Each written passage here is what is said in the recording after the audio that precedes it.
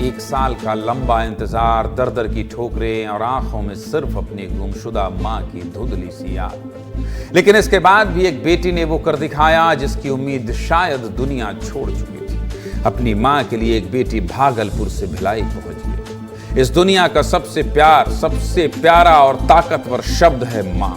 इसमें भले ही 2 अक्षर हों, लेकिन पूरी कायनात की ताकत इस मां शब्द में है। और इसी रिश्ते की अहमियत समझाने वाली एक कहानी छत्तीसगढ़ से आई है, जिसे देखकर शायद आप अपने आंसू रोक न पाएं। ये कहानी एक बेटी और उसकी बूढ़ी मां की है, जिसने अपनी मां को पाने के लिए बहुत संघर्ष किया। अपनी नौकरी, पैसा और सुकून सब कुछ दांव पर लगा दिया और दर-दर भटकने के बाद अपनी मां को ढूंढ निकाला। ये तस्वीर देखिए।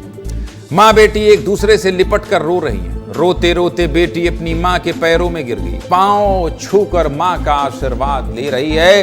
फिर बूढ़ी मां अपनी बेटी को उठाकर गले लगा रही है। दोनों एक दूसरे को चुप करा रहे हैं, आंसू पोंछ रहे हैं और मां अपनी बेटी को दुलार कर रही है। इस दौरान आसपास मौजूद लोग ताली बजा रहे हैं तो कुछ लोग भावुक हैं। ऐसा लग रहा है जैसे मां नहीं बल्कि पूरी दुनिया मिल गई हो, पूरी दुनिया मिल गई, भगवान मिल गए हो। बहुत भावुक तस्वीर है। जब एक लंबा इंतजार और कठिन तलाश खत्म होती है तो इसी तरह आंसू निकलते हैं। अब मां किस तरह बिछड़ी और किस तरह वापस मिली, चलिए ये भी आपको बता देता हूं। बिहार के भागलपुर की रहने वाली बबीता देवी 3 जून 2025 को अपने मायके जाने के लिए निकली। घर से जाते वक्त उन्होंने 10 दिन में वापस लौट आने की बात कही, लेकिन 10 दिन को कौन गए।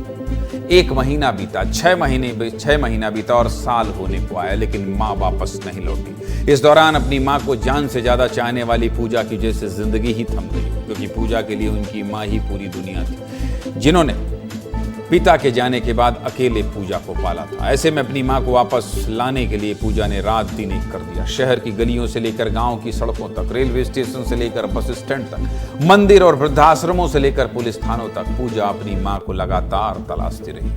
पूजा ने जगह जगह पोस्टर लगवाए, अखबारों में खबर छपवाई, मां का पता नहीं चला। लेकिन कहते हैं ना, भगवान के घर देर है अंधेर नहीं। इस मां बेटी के केस में भी ऐसा ही हुआ और भिलाई का एक वृद्धाश्रम सबसे बड़ा मददगार बना। इसके बारे में भी आपको बता देता हूँ। लापता होने के बाद बबीता देवी फील परमार्थ फाउंडेशन में रह रही थी। यहाँ वो अपने घर जाने की बात लगातार दोहराती थी, लेकिन उन्हें अपने घर का पता शायद याद ही नहीं।